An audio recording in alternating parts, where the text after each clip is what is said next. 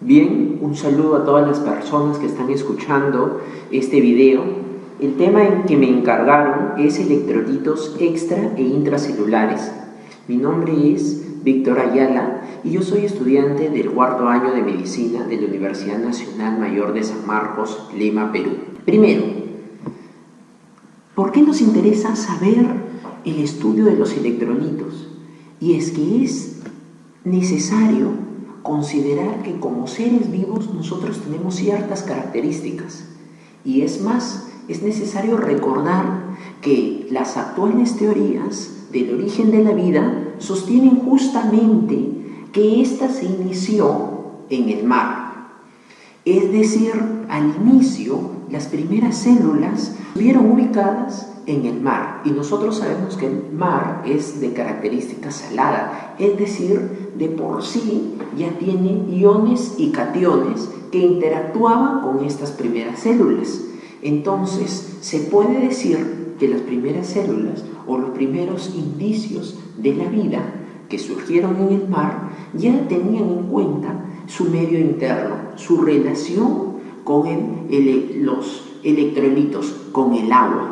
Porque justamente eso es, un electrolito es un ion o un catión, es decir, un elemento químico que justamente tiene una carga, ya sea positiva o negativa, y que va a influenciar en la célula. Entonces, el medio interno es el medio ambiente líquido en donde vive la célula y en donde entra y sale oxígeno, nutrientes, y además descarga en él sus productos metabólicos de desecho. Es decir, es en donde está la célula, y que al inicio de la vida fue el mar. Por cierto, he tomado algunas diapositivas de algunos de mis maestros de la universidad, y es por eso que podrán observar algunos subtítulos de algunos doctores. Es porque les he tomado de sus diapositivas y por un tema de autoría les he dejado su nombre. Homeostasis, ¿qué es? Es la característica de los seres vivos de mantener su medio interno constante. Es decir, puede que en ese momento el planeta Tierra haya sufrido unas variaciones térmicas, unas variaciones en concentración de componentes químicos, pero los seres vivos tenían que tener un medio constante, que es lo que nosotros le llamamos medio interno. Pero nótese que hay una fuerte interrelación entre lo que entra y lo que sale, y que ese medio interno constante va a ser constante en un rango, porque si hay una amplia variación del medio externo y el medio interno no se puede mantener constante, el organismo muere, así de simple.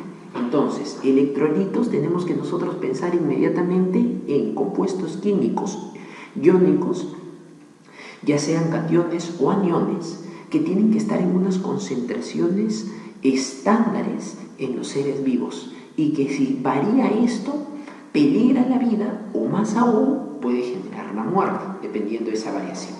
¿Cuáles son las características importantes del medio interno? Contenido de agua, contenido de electrolitos, osmolaridad y pH.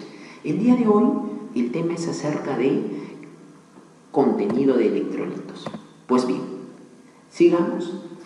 Y acá hay algo importante que hay que hacer, es la diferenciación medio interno, medio externo, intracelular, extracelular. Ya. Medio interno no es sinónimo de intracelular.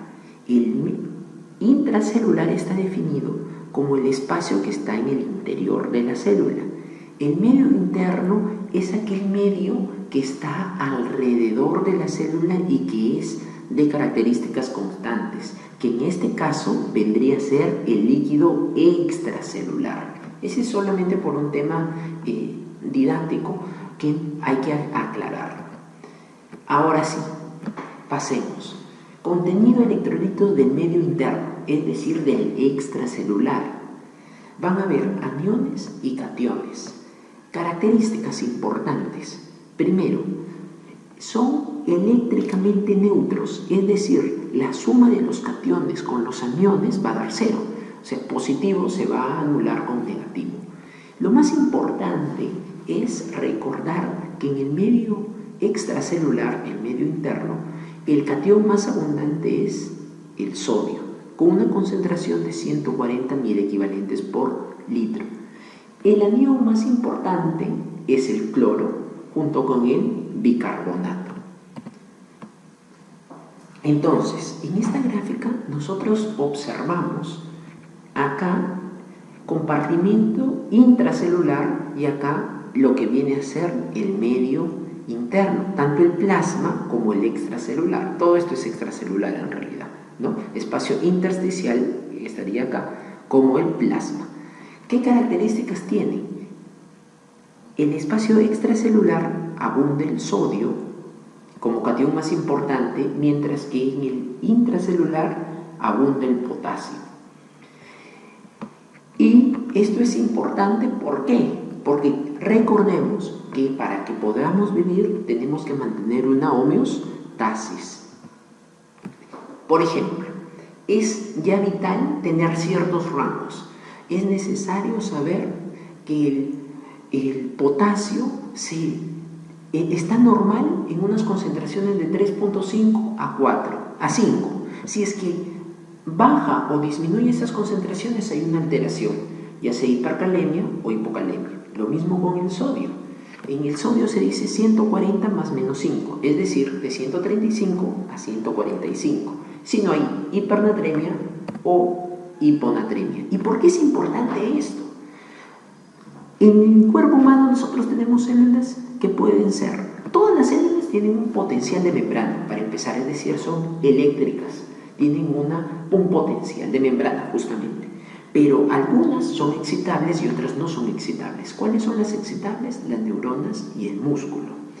Y justamente sus propiedades de excitabilidad van a permitir que generen un potencial de acción que se genera justamente en base a las alteraciones, o bueno, a las variaciones en las concentraciones de estos iones. Quiere decir que si es que estamos en una hipercalemia o hipocalemia, o lo mismo con natremia o hiponatremia, este potencial de acción se va a ver afectado de tal forma que afecte justamente a las células excitables, como ¿quién? Como la neurona, como el músculo.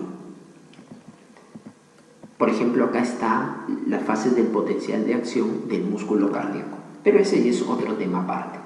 Finalmente, ¿qué es importante recordar? El anion gap. El anion gap se define como la diferencia entre el sodio menos la sumatoria del cloro más el bicarbonato. ¿Y para qué me sirve?